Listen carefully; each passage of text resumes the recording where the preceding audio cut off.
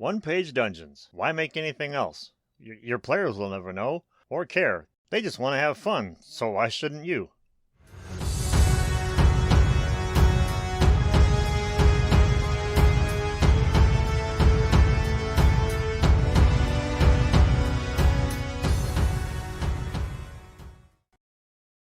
One of my all-time favorite artists, the legendary Alex Toth, had an art philosophy.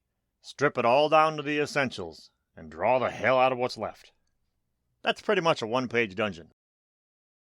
Back around '92, a buddy of mine bought all the second edition books that came out and asked me if I'd learn the new rules and run some games.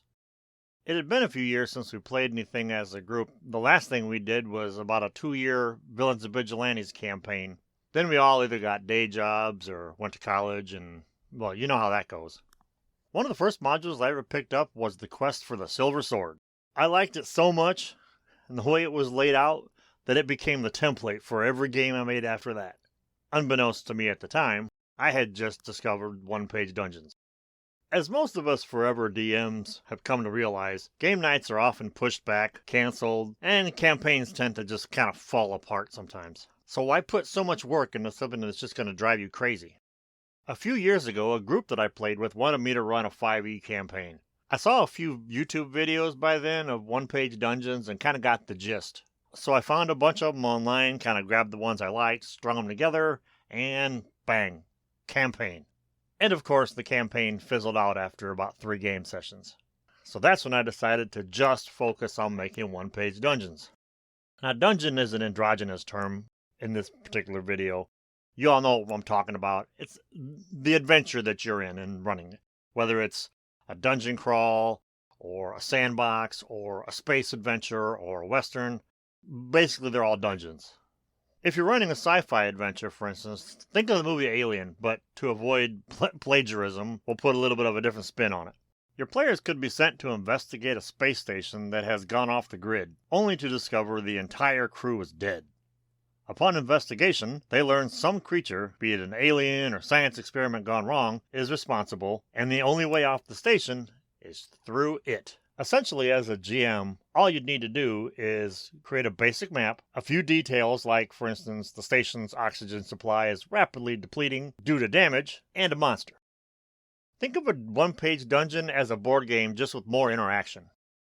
Quest for the Silver Sword is a full-length module, but the inside cover has this little gem on it, basically briefly detailing each room. Now, there are monster stats to consider, obviously, but you could jot any information needed about that on some 3x5 cards and away you go.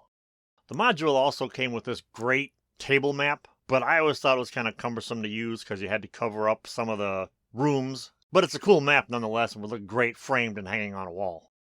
In the adventure, the village of Torlin is shrouded under a harsh winter on what is supposed to be the warmest time of year, so the Burgermeister hires a party to investigate a ruined keep believed to be the source of the eternal winter. Other adventurers have entered the old keep, but none have returned. It has a pretty standard bunch of text blocks to get the story going, but a working knowledge of the map key and a little improv is all you really need to get the ball rolling. In Michael Shea's brilliant book, Return of the Lazy Dungeon Master, he suggests basing NPCs on pop culture archetypes, and I cannot recommend this enough. Quest for the Silver Sword really only had 2 NPCs you need to worry about anyway. Eric the Messenger and the Burgermeister. And unless you decided to use the module as a springboard for further adventures, like I did with the Fighters Challenge, your players are likely to forget them by the end of the adventure anyway, so why not just improvise them? In the Fighters Challenge, there's this NPC known only as Mama Chipmunk. She was pretty much the town gossip and a great source for information, but she had no stats or description. So I just told my players, imagine Nichelle Nichols in her senior years, and they really sank their teeth into it. She became so popular with my players that she took on a life of her own, eventually becoming some sort of celestial sorceress, masquerading as a little old lady. In a recent adventure I wrote, I described an NPC as a cross between Miss Prissy the Chicken and Blanche Devereaux. The players knew exactly what I was going for with her, and totally leaned into the encounter. I could go on and on about improvising NPCs, but that's not really what this video is about. If you'd like to hear more about it though, let me know in the comments. Here's another great example of a one-page dungeon, courtesy of my friend Mike and Davina's role-playing game of Greek mythology, Argonauts Odyssey. Mike has forgotten more about Greek mythology than most of us will ever know, so I highly recommend picking up a copy. It's available at DriveThruRPG, and I'll put a link below.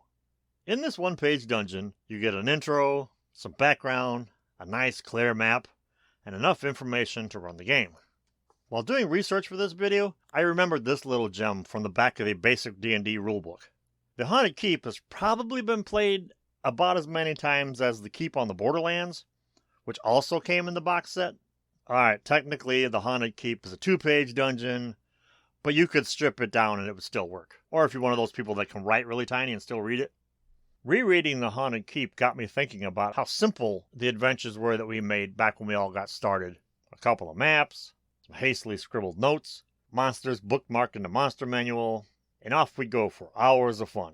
But somewhere down the line, as we got older, maybe we fancied ourselves fantasy writers, and something in our brains just told us work means fun. And I'm not just talking about dungeon crawls either. If you're willing to strip it all down, even things like murder mysteries still work as one-page dungeons. And one-page dungeons can be run at any skill level as a GM, as long as you don't demand perfection from yourself. If you're an old-time gamer, just remember what it was like the first time you drew up a map back in junior high. And if you're new to the hobby, chances are so are the people in your group. They'll be happy just to play. So do yourself a favor. Do a quick search for one-page dungeons online. Find some that sound interesting to you and run them. Before long, you'll be writing your own.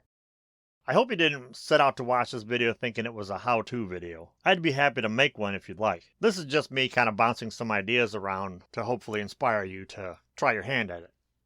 I realize this is a lot of information crammed into one short video, but I'd be happy to expand on some of these ideas if you're interested.